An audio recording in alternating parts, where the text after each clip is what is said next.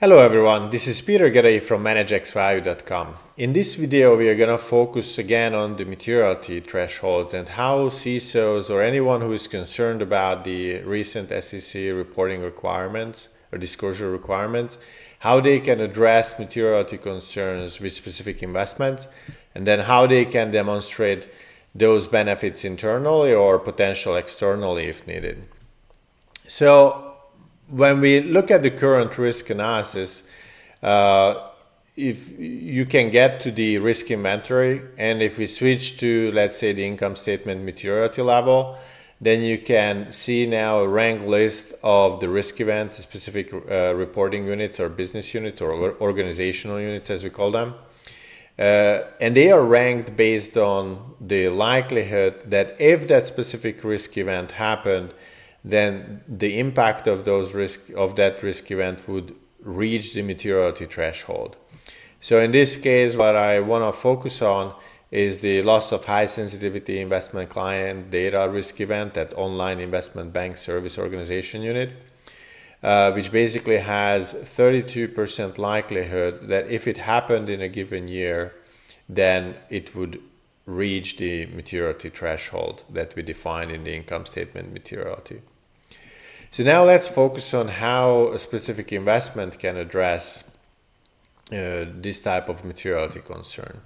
So if you get to the investments, there are a list of investments here, and we are going to focus on the one that specifically targets this type of risk event. We have described in a previous video how you can plan such an investment. You can check it on our YouTube channel, or our clients can check these videos directly within the platform as they go through their risk quantification and decision journey. So you can identify those within the platform where applicable. So if we look at the investment, what the investment actually does, looking at the loss exceedance curve, if we compare it to the risk tolerance, you can easily see it that if we switch between the with investment and without the investment, this has been the current view or the current risk analysis view, and then with the investment, the overall exposure drops significantly. You can see it even better when we switch to the investment evaluation platform, because there you can see the loss exceedance curve in a way that highlights what is the overall decrease in the exposure or the risk profile or the loss exceedance curve as a result of the risk mitigation investment. In this view, I want to also highlight one more thing, which is the hierarchy view of the annual risk mitigation benefits. Let's hide those. There are zeros, so there's no benefit. So this shows that from an organization unit's perspective, this specific investment mitigates risk in multiple organization units. But from a risk events perspective, as we specifically targeted the loss of high sensitivity investment client data, most of the risk mitigation is coming from that risk event, obviously. So as we want to address the materiality concern, again, we can jump to the risk inventory view and then switch back again to the income statement materiality view. This way we can see the list of the risk events ranked based on the likelihood that if they happened with the benefit of the risk mitigation investment, then those risk events would breach the materiality threshold.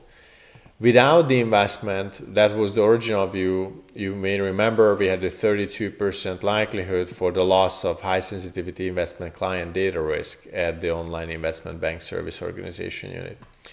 Because we want to focus on this and not losing this risk event as we switch to the investment view, the with investment view, let's filter the risk wrap to that specific area. So loss of high sensitivity investment client data at the online investment bank service.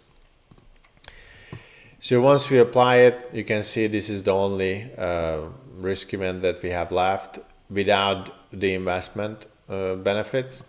And then if we switch back to the investment view, which basically captures the risk mitigation benefits of this specific investment, you can see that now the likelihood drops to 0. The maximum potential impact of this risk event in this case would be 84% of the income statement materiality threshold.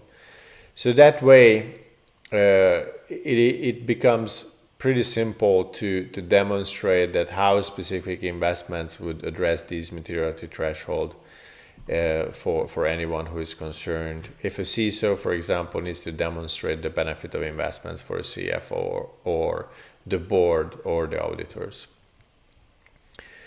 So I hope you like this demonstration and information. If you did, please hit the like button, subscribe, and set your notifications so you can get the next videos as well. If you are interested in a more detailed demo of this platform, then head over to ManageXValue.com and request one. We will be happy to provide you one. Thank you very much.